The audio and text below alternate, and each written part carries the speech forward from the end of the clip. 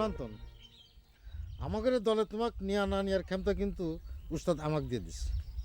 উস্তাদের সাথে তো আমার কথা হয়েছে, তিনি অবশ্য আমার এ কথা কন নাই যে দলের ক্ষমতা আপনার হাতে দিয়ে দিছে।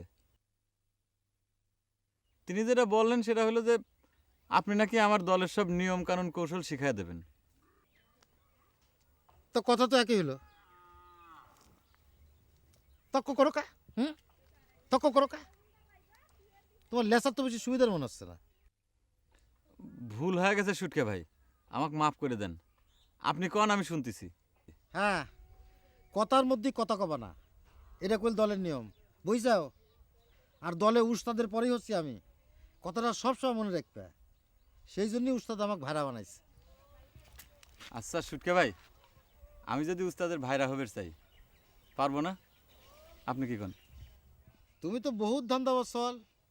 হ্যাঁ, দলে ভর্তি হওয়ার আগেই তুমি উস্তাদের ভাইরা হওয়ার স্বপ্ন দেখতে চাও। উস্তাদের ভাইরা হবের চাই, পারবো না?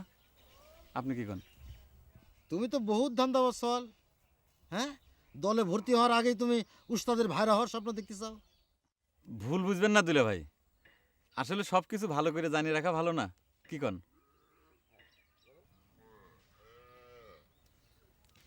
তোমার মুখে দুলাভাই ডাক শুনে খুব খুশি হলাম। যাক, আসল কথাটা শোনো। উস্তাদের প্রথম শর্ত হচ্ছে ওটা দাও, তোমার এই বাঁশি বাজান ছাড়া লাগবে। দিলাম স্যার। এবার আমার একটা শর্ত আছে।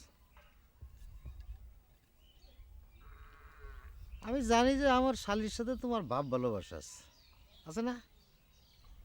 হ্যাঁ, তাতে অবশ্য আমার কোনো আপত্তি নেই, কিন্তু তোমার বউ, মানে আমার বউ, যখন তোমার এই বাঁশি শুনে খুব বেশি প্রশংসা করে, তখন কেবল তোমার উপর আমার রাগ হয়। ঠিক আছে, আমি বাঁশি বাজানে ছাড়িয়ে দিলি তো তাহলে আর কোনো সমস্যা থাকতেছে না, সব সমস্যা তো মিটেই যাচ্ছে, তাই না? না, মিটে যায় নাই। আসল কথা তখনও কয় নাই।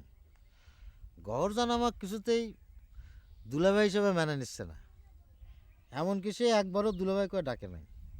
তাই তোমার প্রথম দায়িত্ব হচ্ছে সে যাতে আমাকে দুলাভাই করে ডাকে সেই ব্যবস্থা করা, বুঝছাও? আমি তা কেবা করে রাজি করাবো? সে কি আমার কথা শুনবি? সেটা তো আমার জানার বিষয় না, তবে আমি তোমাকে শর্ত দিলাম, জর্জন যদি আমাকে দুলাভাই করে না ডাকে, তুমি কইলে আমাকে দলে ঢুকতে পারবে না।